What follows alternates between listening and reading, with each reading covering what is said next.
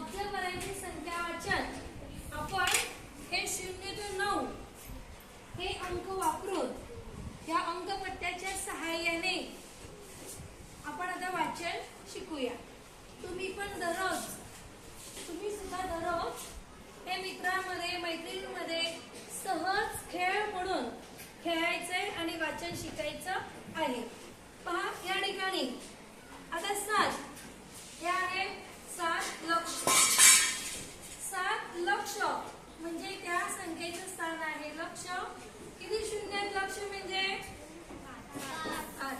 म्हणजे लक्ष जर असेल तर अंकानंतर त्या अंकावर 5 शून्य म्हणजे ती 6 अंकी संख्या आणि 7वर 5 शून्य 7 लक्ष।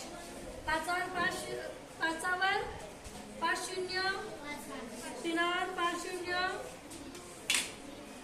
3 लक्ष। आता हे आहे 10,000। ठेवे अंक ठेवते ठेवा तुम्ही 800। इथं पण ठेवा एककाला दीर्घ गडबड नको। हे अंक आहे 2।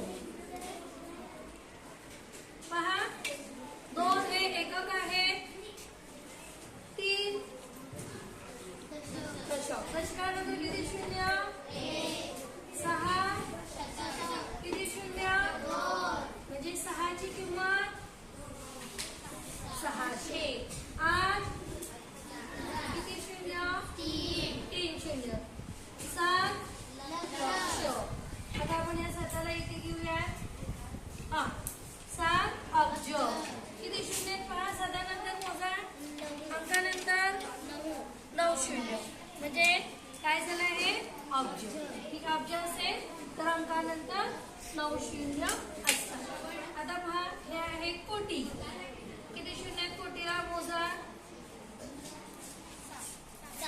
7 शून्य म्हणजे 8 अंकी संख्या असेल तर ती असते कोटी। ओके 5 दशलक्ष उलट झालं 5 रे। पुढे 50 दशलक्ष। ठीक आहे पुढे 48,632। लक्षात आलं असं आपण वाचन शिकायचं आहे। पुढे आता हे अंक घेऊन हे 3 अंक आहेत। पहा हे 4 अंकी संख्या कोणकोणते अंक आहेत सांगा मला। 7 4 6 9। आता याची सर्वात मोठी संख्या तयार करून दाखव मला। हे अंक वापरून तू लिहायचं फळ्यावर चमकेली फळ्यावर। सर्वात मोठी म्हटलं तर पहिल्यांदा कुठला येईल अंक 9 लिहा 9 तिकडे दाखव। 9 नंतर 7 नंतर 6 नंतर 4। वाचा आता ही संख्या वाचा 9,764। Very good. आता याच्यामध्ये आपण शून्य घेतलं। ठीक आहे सर्वात आपल्याला लहान संख्या तयार करायची आहे 5 अंकी। शून्य आपण सुरुवातीला घेतलं। शून्य चला करून दाखवा। शून्य आपण सुरुवातीला घेतलं नंतर 4 घेतलं नंतर 6 नंतर 7 नंतर 9। आता वाचा बरं संख्या किती झाली 4,779। आता शून्य डावीकडे आलेले आहे। शून्याला कोणतीही किंमत नाही।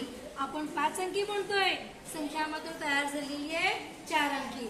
अशा वेळेला आपण शून्य दुसऱ्या स्थानावर ठेवायचं।